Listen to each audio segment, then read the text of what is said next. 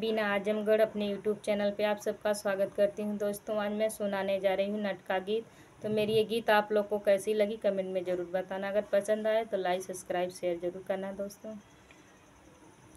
ऊखिया के डाढ़वा रहरिया के मेड़वा हमारे बारे बलमु, हमारे बारे बलमु, थोड़े का कुसुम बोवेदा हमारे बारे बलमु, थोड़े का कुसुम बोवेदा हमारे बारे बलमु, हमाया चरवा भर के लोढ़ब हमारे बारे बलमु, हमाया चरवा भर के लोढ़ब हमारे बारे बलमु, तू डलरिया भर के लोढ़िया हमारे बारे बलमु, लोढ़त लोढ़त हम जइबै नैहरवा हमारे बारे बलमु,